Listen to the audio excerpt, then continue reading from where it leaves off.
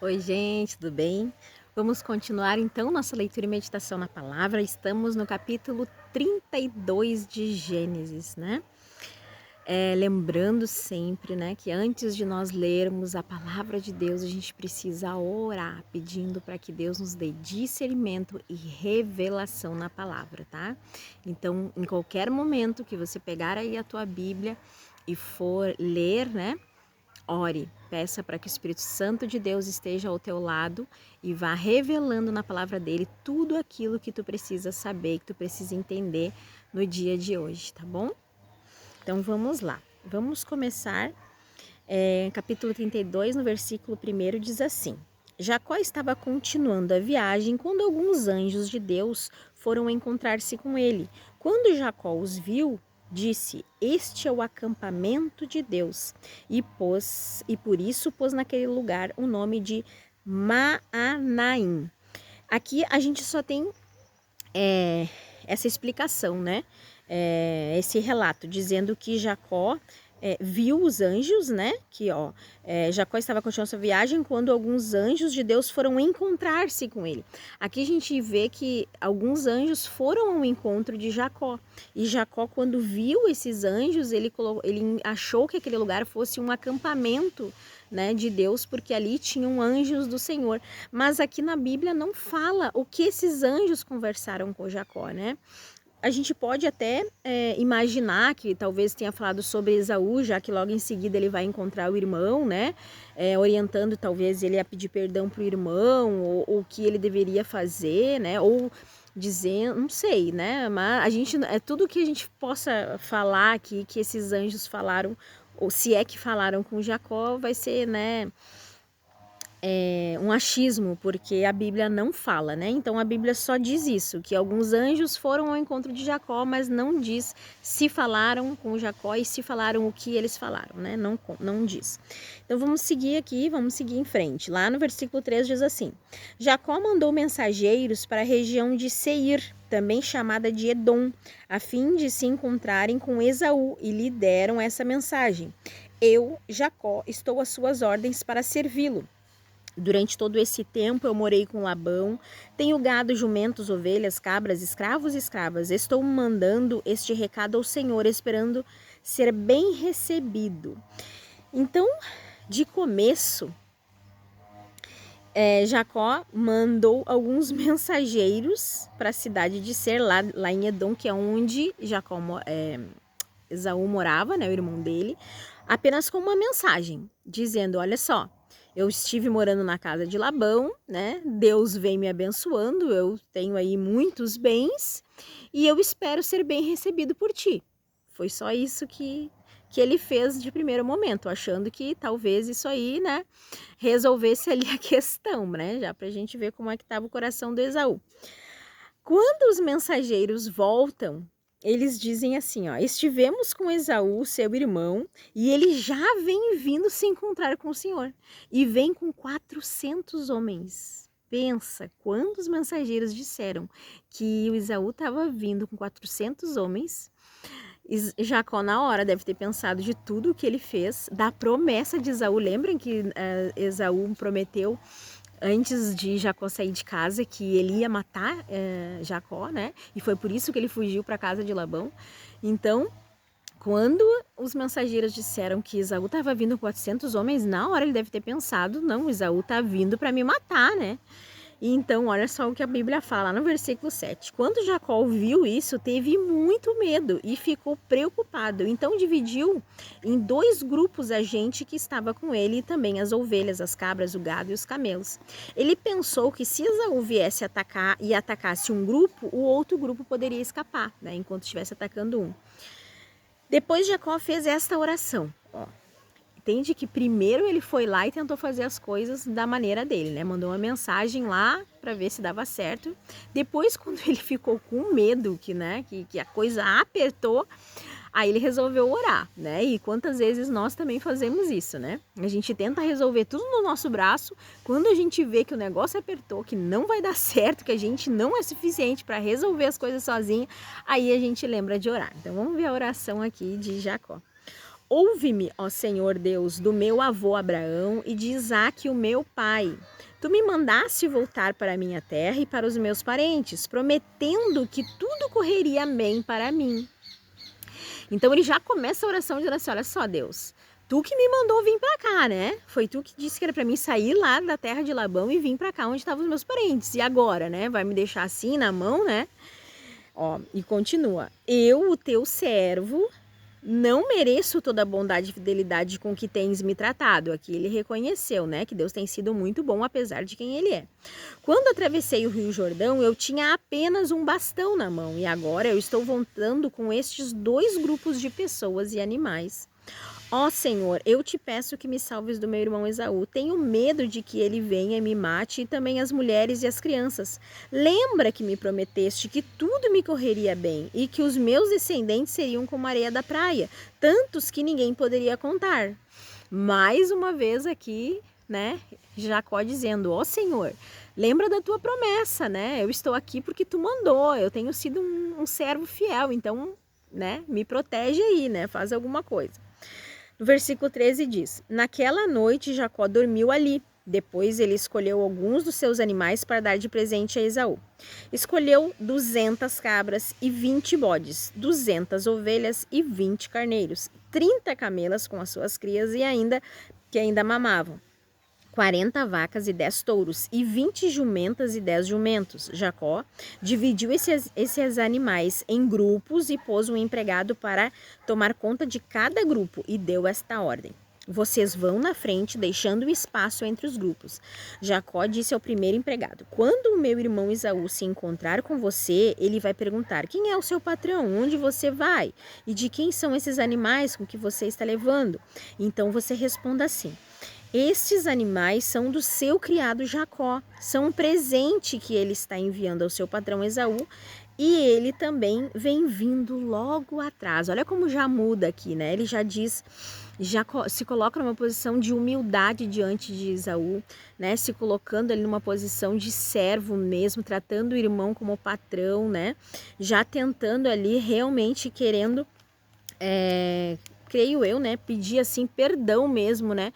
Por todas as coisas ali, né, por ter passado o irmão para trás, isso aqui, ele querendo uma reconciliação verdadeira. Também o segundo e ao terceiro e aos outros que tomavam conta dos grupos, Jacó disse, quando vocês se encontrarem com Esaú, digam a mesma coisa e não esqueçam de dizer isso, o seu criado Jacó vem vindo aí atrás. Então enfatiza sempre, né, que eu estou em paz, eu estou indo em paz, eu estou indo numa condição aí de servo, né, e não quero briga com meu irmão. Vamos ver aqui. É que Jacó estava pensando assim, vamos acalmar Esaú com os presentes que irão na minha frente. E quando nos encontrarmos, talvez ele me perdoe. Desse modo, Jacó mandou os presentes na frente e passou aquela noite no acampamento. Então a gente vê aqui, ó, que realmente aqui ele estava querendo perdão já do irmão, né?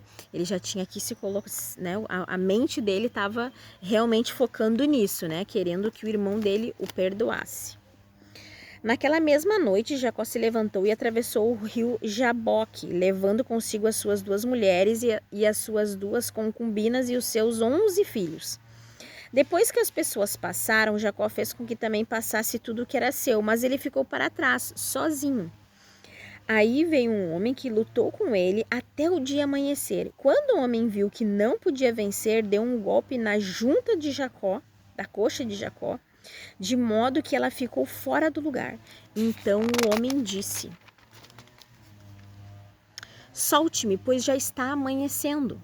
Não solto, enquanto o Senhor não me abençoar, disse Jacó. Aí o homem perguntou, como você se chama? E Jacó respondeu, Jacó. Então o homem disse, o seu nome não será mais Jacó. Você lutou com Deus e com os homens e venceu. Por isso o seu nome será Israel. Agora diga-me o seu nome, pediu Jacó. E o homem respondeu, por que você quer saber o meu nome? E ali ele abençoou Jacó. Então Jacó disse, eu vi Deus face a face, mas ainda estou vivo. Por isso ele pôs naquele lugar o nome de Peniel. O sol nasceu quando Jacó estava saindo de Peniel. e ele ia mancando por causa do golpe que havia levado na coxa. Até hoje, os descendentes de Israel não comem o músculo que fica na junta da coxa, pois foi nessa parte do corpo em que ele recebeu o golpe. Então a gente vê aqui ele sozinho, lutando ali contra Deus, né? E assim, não é contra Deus, mas lutando ali, né? Eu creio que eu já vivi algo parecido na minha vida, né? Quando eu queria muito que algo acontecesse na minha vida e Deus me trouxe para uma outra realidade, né? E eu assim, sabe como aquelas crianças birrentas no supermercado que querem uma coisa do pai e da mãe e o pai e a mãe não dão e se joga no chão e faz birra, eu quero e fica chorando, eu mais ou menos nesse sentido. E eu brigava assim, né, entre aspas com Deus, né, e dizia, por que, Senhor, por que eu não consigo isso que eu quero, porque eu tô vivendo essa vida assim. E foram 2 anos lutando ali. Eu nunca deixei de orar, nunca deixei de ler a Bíblia, mas eu me lembrava muito dessa parte aqui, né, do livro de Gênesis, onde Jacó luta com o Senhor. E eu me lembro até hoje que eu dizia, Deus, fala comigo, me deixa manca, sabe? Me toca na minha coxa, me deixa manca, mas fala comigo.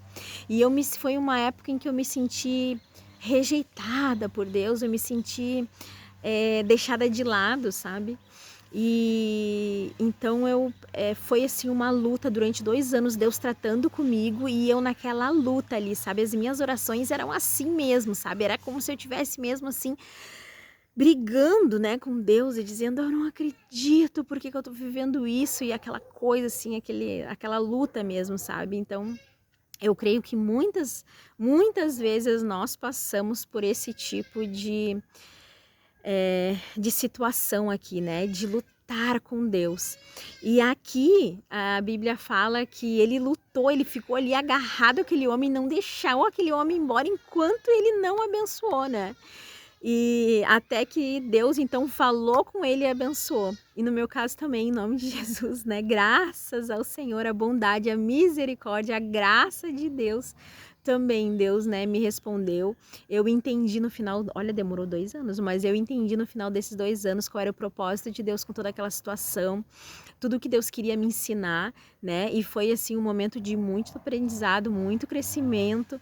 Então eu louvo a Deus, assim, eu agradeço muito por esse momento, sabe? Por esses 2 anos aí de briga com Deus, mas que realmente foram assim, fizeram muita diferença na minha vida, no meu crescimento espiritual e na minha intimidade com Deus, né?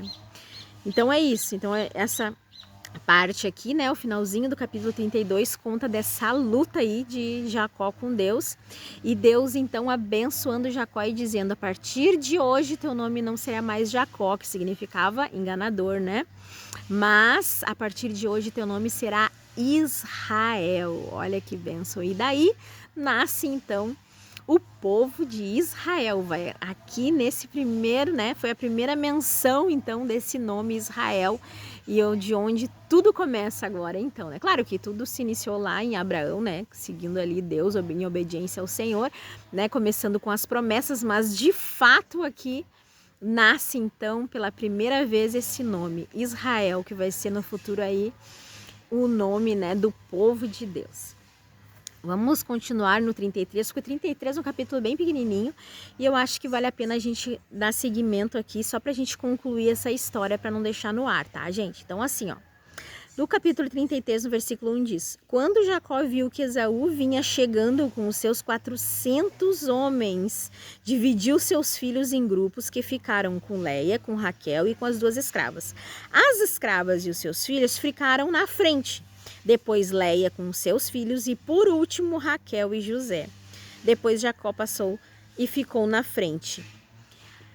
Aqui a gente vê o nível de importância para José das pessoas ali que estavam com ele. Bem na frente, quer dizer, aqueles que iam ser, se caso Esaú quisesse realmente matar eles todos, né?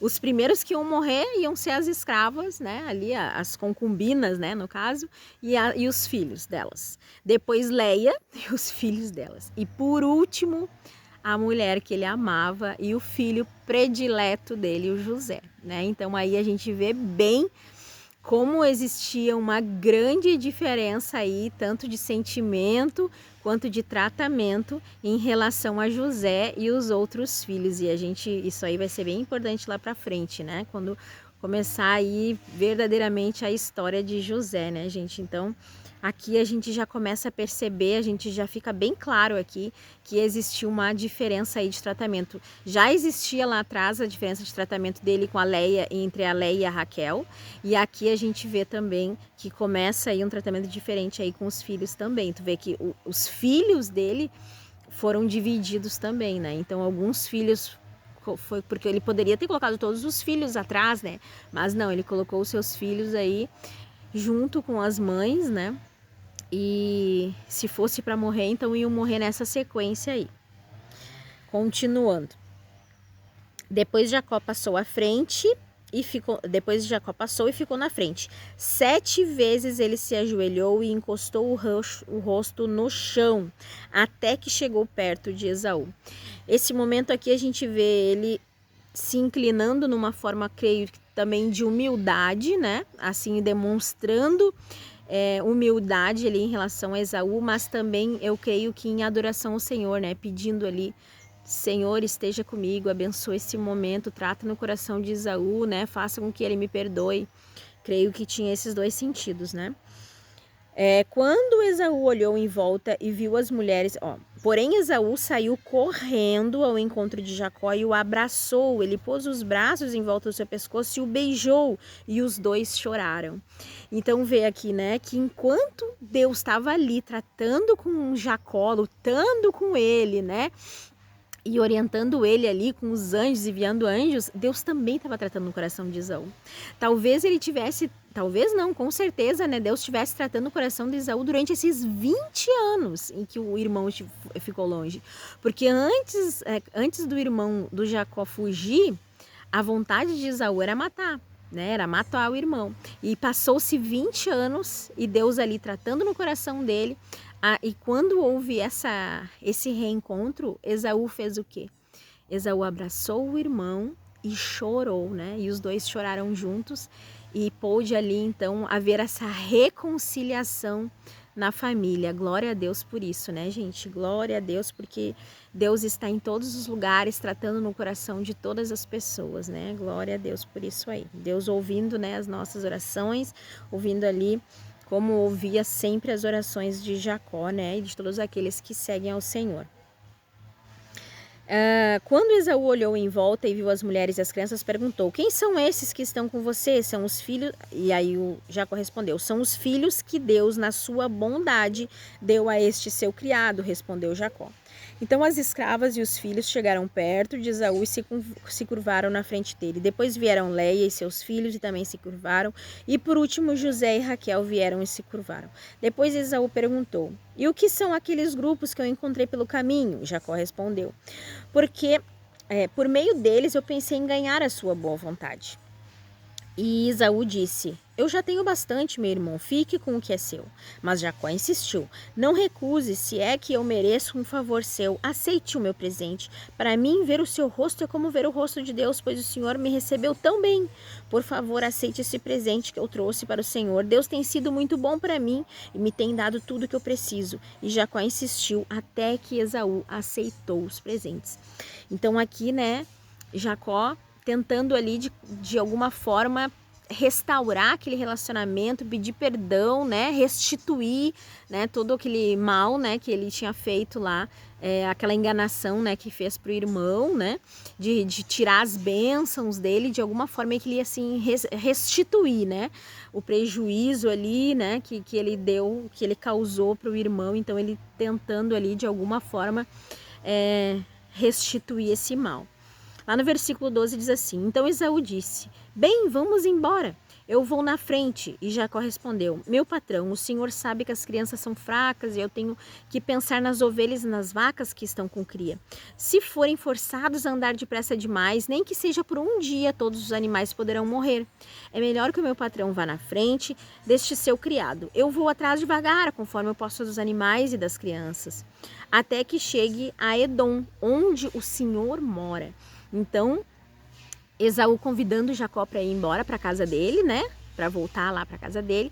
E Jacó disse: não, deixa que eu vou atrás, pode ir na frente, porque eu tenho criança, tenho um filhote aqui, né? Das crias aqui dos animais, não podem andar muito depressa, então tu vai que eu vou indo atrás devagarinho, mas eu vou lá para Edom, lá para onde tu mora, e a gente se encontra lá. Foi isso que Jacó disse. Esaú disse assim: então deixe que alguns dos meus empregados fiquem com você para acompanhá-lo. Mas Jacó respondeu: não é preciso, eu só quero conquistar a sua amizade, meu patrão. Então, de novo, ele usando de humildade, se colocando em um lugar de servo, dizendo: a única coisa que eu quero é a tua amizade, é o teu perdão, é reconciliação contigo, é só isso que eu quero, não precisa nada. Naquele dia, Esaú voltou pelo mesmo caminho para a região de Edom. Jacó, por sua vez, foi para Sucote. Ali construiu a casa para si e abrigos para o gado. Por isso puseram naquele lugar o nome de Sucote. Então a gente vê aqui, ó, que Jacó, ele disse para o irmão que ia para a casa do irmão, lá para Edom, mas acabou que ele não foi, né? Provavelmente por uma direção mesmo de Deus, né? Ele fez ali, pediu perdão, se reconciliou com o irmão, né? Ficou tudo em paz, mas creio que a vontade de Deus realmente não era que os dois vivessem muito próximos, né? Então, para preservar aí, né, esse bom relacionamento, Jacó resolveu ir para outro lugar, deixou que o irmão dele voltasse para casa sozinho. Assim, Jacó voltou para a Mesopotâmia, para Canaã. Ele chegou são e salvo à cidade de Siquém e armou seu acampamento ali perto. Por 100 barras de prata, ele comprou terras dos filhos de Amor, o pai de Siquém, e nelas armou seu acampamento. Ali ele construiu um altar e pôs nele o nome de El, o Deus de Israel. Oh, glória, aleluia, né? Então, dizendo aqui que ele voltou então para Canaã, né? Como Deus tinha orientado. Chegou lá, ele comprou algumas terras, né?